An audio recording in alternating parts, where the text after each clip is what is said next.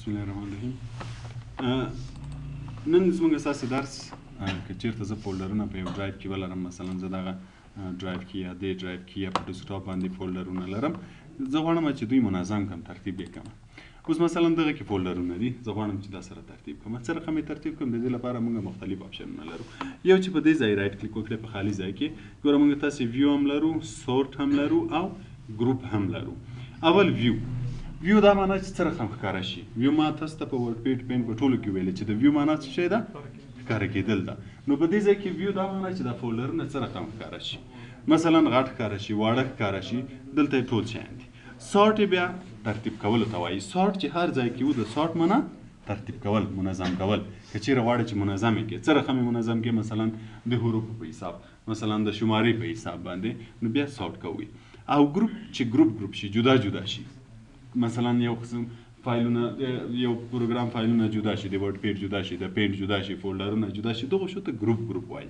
نو موږ تاسې دلته درې مسایل لرو: ویو، سورټ او ګروپ. اول راځو ویو ته کتلو کې. اوس فعلا ګوره دې کې کوم یو ټیک مارک ده؟ ډیټیلز ټیک مارک ده. ډیټیلز مین معلومات.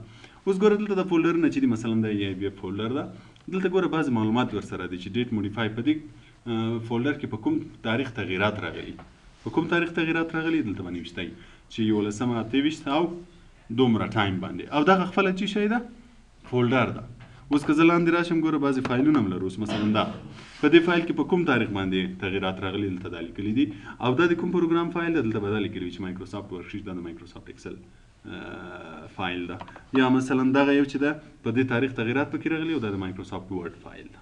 نو که چیرته موږ تاسې ډیټیلز کلیک کړي وي، نو بیا فولډرونه ټول دغه طرف ته ښکاري، ماوس په اشاره ورته وکړم، دغه طرف ته ښکاري، او دلته ډیټیلز هم ورسره راځي چې مثلا په کوم تاریخ جوړ شوی ده او خپله څه شی ده.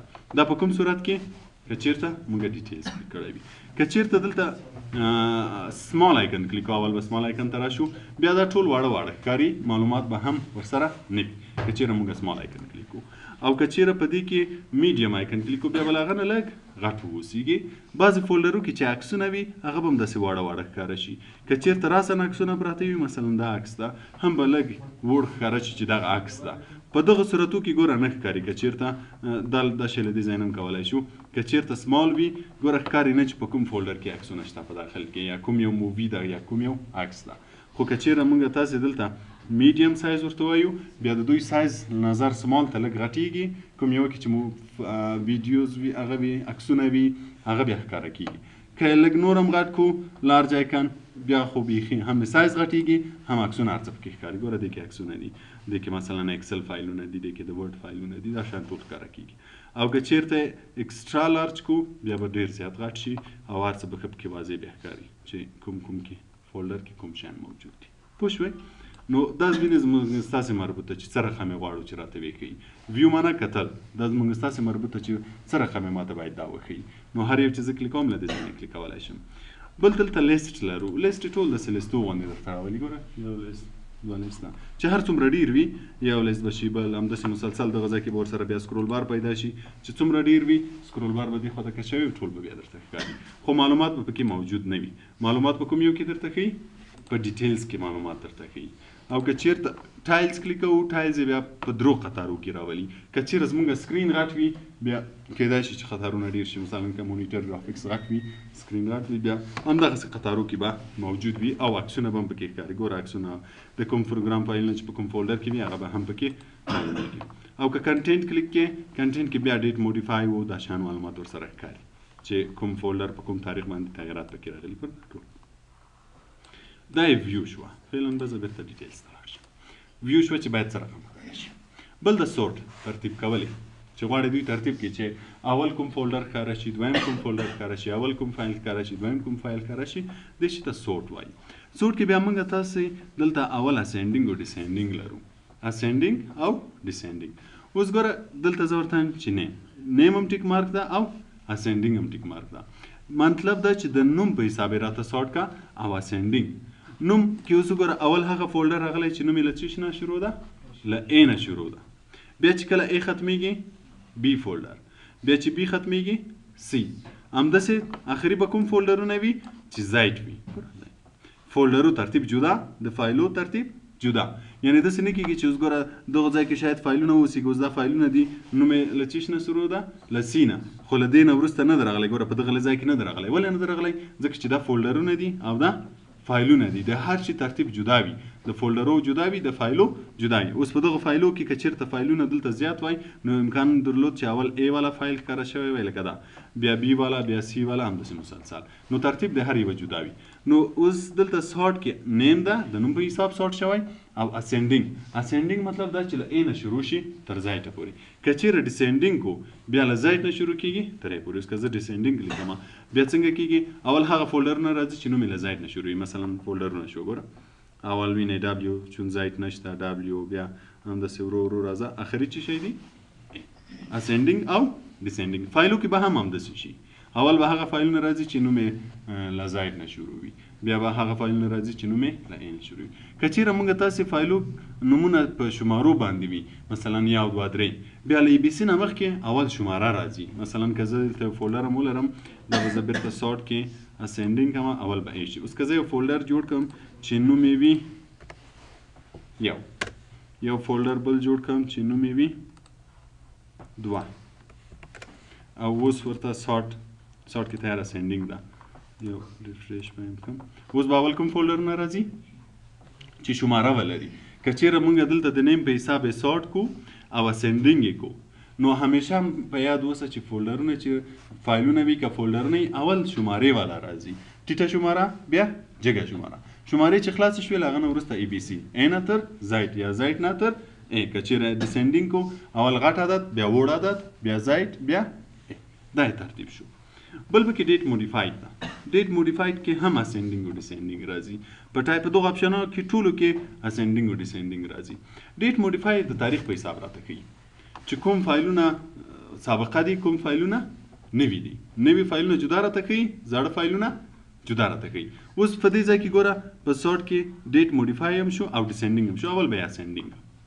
اسینډینګ کې اول زاړه فایلونه راته کوي بیا اخري نوي فایلونه راته کوي اوس ګوره دغه فولډر کې دغه فولډر له ټولو نه سابقه ده که دلته تاریخ وګورئ مینې په کوم تاریخ چې تغیرات پکې راغلي د اولې میاشتې 11 تاریخ د 2019 دا بیا ګوره نظر هغه ته زوړ ده دویمه میاشت 4 تاریخ ده ګوره همداسې ورو دغه ګوره اخري نوي چې د اوس ماوته جوړ کړه دغه دي نو اول زاړه راځي بیا نوي راځي فایلونه هم همداسې وي او که چېرته په دې ځای کې ډیسینډینګ کومه بیا به اول نوي راځي بیا به زاړه راځي ګوره اول فولډر کې دا راغله بیا دا راغله بل پکې ټایپ ده ټایپ بیا د هر پروګرام جدا کوي مثلا فولډرونه جدا سارټ کېږي دغه ګوره اکسل ټول سره یو ځای کړه بیا نو حروفو ته هم نه ځي ABC ته هم نه ځي د پروګرام په حساب ځي اوس ګوره دغه د اکسل هغه دي فایلونه دي ګوره ټول یو ځای شوه بیا دا د ورډ شوه ټول یو ځای دا فولډرونه شوه ټول یو ځای نو که چېرې موږ تاسې په یو فولډر کې په یو ډرایو کې ډېر زیات فایلونه ولرو د یو فایل پیدا کول درته مشکل وي نو ته کولی شې چې سارټ بای ټایپ یې کې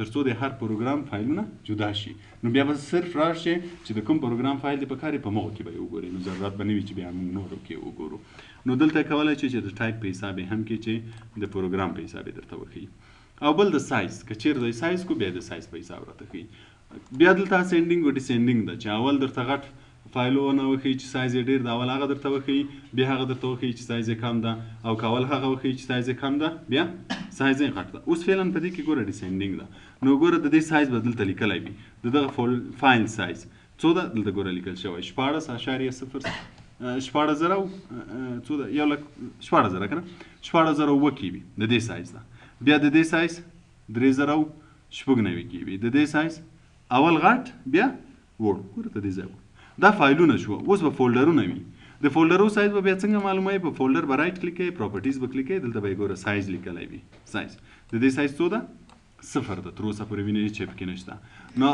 فایلو کې اول غټ بیا واړه فولډرو کې اول واړه بیا غټ که چېرته اسینډینګ کو بیا به سرچپه شي اوس ګوره فایلو کې اول هغه فایلونه چې سایز یې وړي بیا هغه فایلونه چې سایز یې غټ وي فولډرو کې اول هغه چې سایز یې وړي بیا هغه چې سایز یې زیات وي نو دلته کولی شو چې د سایز په حساب یې هم سور کړو دا سور شو بل دا ګروپ چې راته ګروپ یې وښیي مثلا زه ورته وایم چې د نیم په حساب یې راته ګروپ کړه اوس ګوره په دې ځای کې دا اول ګروپ دا کوم ګروپ ده چې نومونه یې له څو نه تر څو دي له 0 نه تر 9 دا ټول هغه فایلونه دي چې فایلونه او فولډرونه چې نوم یې له دې ځای نه تر دې ځای ده.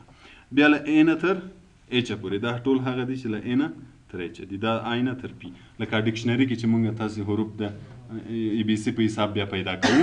نو که چیرې موږ سره په کوم فولډر کې یا ډرایو کې فایلونه ډېر زیات وي نو موږ بیا که چیرې ګروپ کو د نوم په حساب یې ګروپ کو نو بیا چې کوم حرف نه شروع کېږي راسن ما هماغه ته ځو پیدا کوو. دا ګروپینګ شو. بل پکې ډیټ موډیفاید شو. د تاریخ په حساب یې هم ګروپوای شي. اوس که زه ډیټ موډیفای کړم نو ګوره اول به لیکل شو ټوډے. دا هغه فایل نه دی چې نن مې جوړ کړي. دا هغه فایل نه دی چې پرون جوړ شوي. دا 13 هفته کې یا مخکې هفته کې دا ډېر مخکې جوړ شي. دلته هم ګوره اسینډینګ او ډیسینډینګ شته.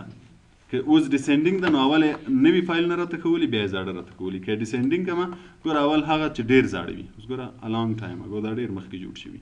بیا ګوره لاست ویک یسټرډے او ټوډے. نو اسینډینګ او ډیسینډینګ په دوه کې هم شته. بیرته به ډیسینډینګ د پروګرام په حساب هم جدا کوای شي. نو چې ګوره دا کې نو اول BMP فایلز ګوره دا BMP شو. بیا وینې فولډر دا وینې ټول فولډرونه شو. بیا ګوره مایکروسافټ ایکسل دا د ایکسل شو. دا د ورډ شو. دا MP4 شو. هر یو به بیا جدا جدا وي که چیرې د ګروپ په حساب کو. او که د سایز په حساب کو بیا به د سایز په حساب شي. د دغه سایزونه فعلا معلوم نه دي نو ګوره دا ټول په دې ګروپ کې اچولي انسپیسیفاید چې د دوه سایز معلوم نه ده. او دا ګوره لارج غټ میډیم درمیانه او سمال او ډېر واړه. نو بیا د سایز په حساب درته ګروپوي. او که چیرته نه ګروپوي بیا نه تر څو ګروپینګ پکې ونه شي. نو دا شو ویو کتل چې سره هم فولډرونه درته ښکاره شي. سارټ چې سره هم ترتیب شي او ګروپ چې درته جدا جدا کړي. بل د ریفریش دلته هم لرو. په ډیسکټاپ یې هم لرو. په ډېرو ځایو کې کله یو فولډر خلاصوو هم ریفریش ده. په ډرایو کې هم ریفریش ده. ریفریش یې تازه کوي. بعضې وخت یګان تغییر ته راولي لکه مخکې چې ما فولډرونه جوړ کړه او سارټ مې هم کړه خو ترتیب یې برابر نه شو. نو څه مو وکړه ریفریش هم کوم چې ریفریش یې کړي. بیرته ریفریش کړي بیا بیرته وینئ بعضې وخت چې تغییرات نه وي راغلي چې ریفریش یې کړي هغه تغییرات یې خپله پکې راځي. پوه شوئ. نو دا شوه د فولډر ویو. دلته هم شته او دې ځای کې بیا پریویو هم درته ښیي چې مثلا بعضې عکسونه که چېرته موږ دا آپشن کلیک کړو که بعضې عکس وي اوس مثلا دا عکس ته چې زه یې کلیک کړم دلته به یې راته ښیي که چېرته پریویو کلیک کړم مثلا دلته لاندې چې کوم فایل مایل کلیک کړي دلته به یې ډیټیلز درته ښیي او که دا ایسته کړي. بیا راځو دغه پانل ته. دغه پانل کې چې موږ تاسې پرون کمپیوټر ویلې ګوره کمپیوټر دلته هم شته. که چېرته زه دا ځای کلیک کړم راسن چېرته ځي کمپیوټر ته ځي. که C ډرایو کلیک کړم C ډرایو D ډرایو که یعنې زه هر څومره مخکې تللی یم مثلا زه اوس D ډرایو کې مې دا فولډر خلاص کړی په دې کې مې مثلا دا فولډر خلاص کړی په دې کې مې دا فولډر خلاص کړی. اوس زه راسن لاړ ځمه چېرته C ډرایو ته. نو که چېرته زه دا بټن وهم ګوره دا بیک بټن دا یو خانه شاته ځي. کلیک مې کړی یوه خانه شاته راغی بیا یو خانه شاته راغی بیا یو خانه شاته راغی بیا تر څو دلته راځي. که بیرته مغه ځای ته ورځم بیا فارورډ بټن له کوم ځای نه چې زه دا اوس راغلم ګوره بیرته به مالته ورولي. خو که چېرته زه راسن غواړم چې C ډرایو ته لاړ شم نو راسن به زه دا ځای دا کلیک کړم راسن به C ډرایو ته لاړ شي. که E ډرایو ته ځم هر ډرایو ته چې ځم له دې ځای نه بیا ډېر په اسانۍ تللی شم. که غواړم چې ډیسکټاپ ته لاړ شم دا کوم فایلونه چې زموږ په ډیسکټاپ کې که نه نو دا به کلیک کړم چېرته به مې راسن بوځي ډیسکټاپ ته. یعنې که زما په ډیسکټاپ باندې کوم فایل پکار شي نو دې ضرورت نشته چې یا زه منیمایز کړم یا کوم پروګرامونه مې خلاص کړي وي هغه منیمایز کړم. کیدای شي چې له دغه ایکسپلورر نه راسم چې هر ځای کلیک کړم مثلا ډاونلوډ ته ډاکومنټ ته د کمپیوټر عکسو ته چې هر ځای ځم د دې ځای ځم.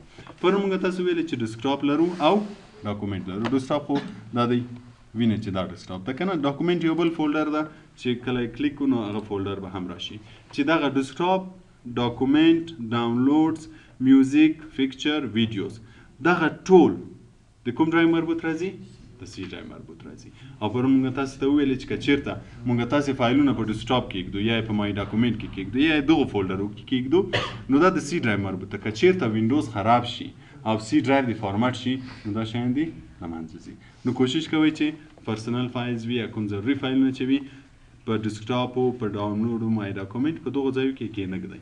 له هغه ځای نه یې واخلئ دغو ډرایو ته انتقال کړئ. نو چې بیا کله وینډوز خرابېږي زموږ C ډرایو له منځه ځي دا به په خپل حالت باندې پاتې.